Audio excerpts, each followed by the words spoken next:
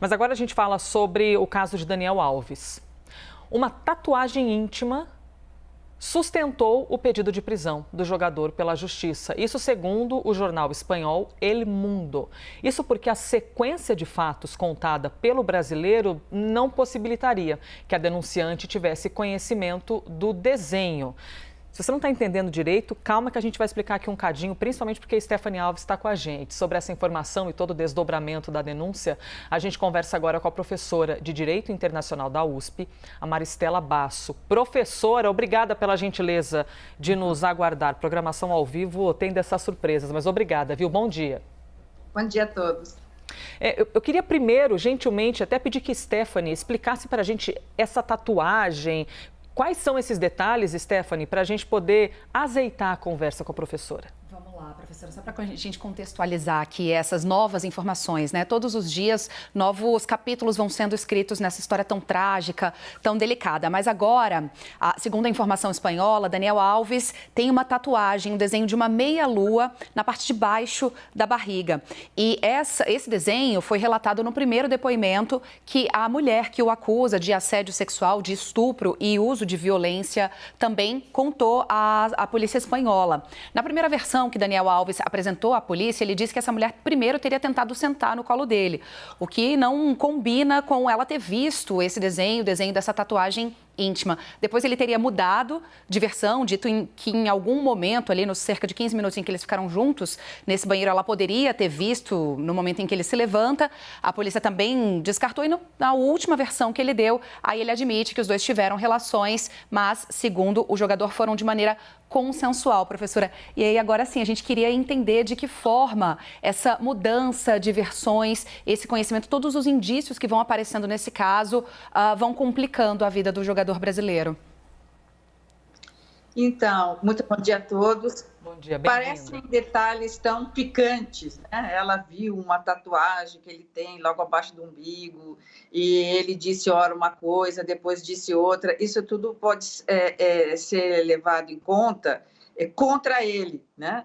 Ou seja, que ele estaria se contradizendo, que ele disse no início, até mesmo nas redes sociais, que não conhecia a moça, e de fato não conhecia mesmo, mas que houve, depois ele disse, houve uma relação sexual, mas com o consentimento. Então, parece tudo meio embrulhado, mas, na verdade, a gente pode desembrulhar sem grandes dificuldades. Primeiro, não é difícil perceber, né, no jogo ali erótico, no dança, abraça, aperta, beija, não é difícil perceber essa tatuagem, né? Digamos que ele estivesse com uma camiseta, uma camisa mais curta ou com a calça mais baixa, então a posição dessa tatuagem não era muito abaixo, na região do pubis, era um pouco mais para cima. Então, parece um detalhe revelador, mas quando a gente vai ver na prática, e se fizer um exercício, se mostrar a tatuagem, se mostrar ele vestido, não é tão difícil de perceber.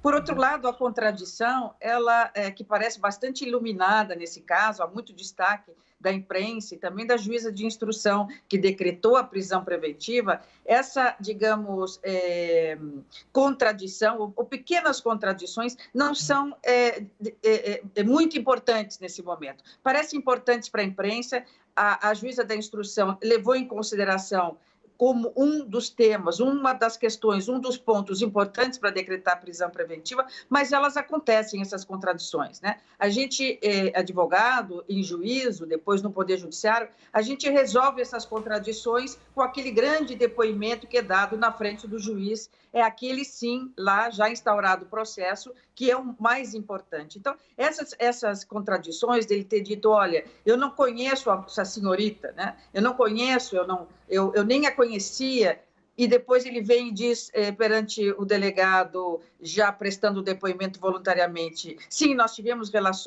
uma relação sexual, mas com consentimento, não há contradição em princípio, porque ele de fato não conhecia, continua não conhecendo, continua não tendo um endereço e o telefone, continua não sabendo quem é, mas houve uma relação sexual. O problema aqui não é se ele conhecia ou se ele não conhecia, é se a relação sexual ela aconteceu e se ela aconteceu com o consentimento ou não. E aí nós vamos entrar no tema do consentimento. Se houve o consentimento ou se não houve o consentimento. Esse questionamento, com certeza, é um dos mais efervescentes do momento. A senhora tocou num ponto muito interessante, eu até ia lhe perguntar sobre essas contradições, porque qualquer um de nós aqui, se alguém perguntar o que você fez exatamente 20 dias atrás, em determinado lugar, inicialmente pode ser que a gente diga, eu estava em tal lugar. Não, mas na verdade eu estava em outro. Não. A gente, naturalmente, na vida se contradiz, e é isso que eu ia lhe perguntar, se a justiça leva isso em consideração, e a senhora já explicou brilhantemente que é o momento final, né, em frente ao juiz ou à juíza, que é aquele depoimento que vale. Sim. Professora, por qual motivo Daniel Alves, na visão da senhora, lembrando que é um processo que corre em segredo de justiça, é em outro país, é uma outra legislação, mas na visão da senhora, por qual motivo ele não pôde responder em liberdade? Por que exatamente ele teve de ser preso logo no primeiro dia que ele foi depor? Olha, a resposta parece ser a mão pesada do Poder Judiciário, né? A mão pesada do Poder Judiciário pode ser do Judiciário espanhol, pode ser do Judiciário brasileiro. O Poder Judiciário, em geral, nos países todos, pode ter uma mão justa, pode ter uma mão mais leve ou pode ter uma mão pesada, ou seja, aplicar duramente a lei, sem considerar aspectos que são relevantes para não manter alguém preso. Até porque vamos sempre ter presente que um dos direitos humanos mais importantes que nós conquistamos no processo civilizatório é o direito da presunção de inocência, né? Esse princípio já está na Declaração Universal dos Direitos do Homem de 1948, quer dizer, é algo bastante sedimentado, tanto no direito penal brasileiro, no direito penal espanhol e no direito penal internacional, né? Então, ele, quando se apresenta voluntariamente ao poder de policial, né, na Espanha, para prestar depoimento, e ele faz, de boa fé, ele faz voluntariamente, sem nenhuma coação, ele se apresenta, ele estava acreditando no Poder Judiciário e na lei como ela no sentido mais justo possível. O que é o sentido mais justo possível? Ora, a lei espanhola, que é bastante recente sobre abuso contra a liberdade sexual, ela prevê a prisão preventiva, a prisão em flagrante, quando o crime aconteceu e logo em seguida a prática do crime ou do ato abusivo, a polícia compareceu e deu voz de prisão ao acusado, que ali estava, né? A vítima, então, indica, olha, essa é a pessoa, e a polícia prende imediatamente. Então, a prisão preventiva, ela só poderia acontecer se houvesse uma prisão em flagrante. Essa prisão em flagrante poderia ser, como eu disse, imediatamente após o crime, após a conduta essa tida como criminosa, o que não aconteceu no caso do jogador, porque ele foi embora, a moça também foi embora, alguns dias depois ela fez a denúncia. Então, não houve um flagrante, nem imediatamente após a prática do ato e nem algumas horas depois, porque às vezes o acusado se evade do local, foge e a polícia vai encontrá-lo algumas horas depois. Não aconteceu também isso.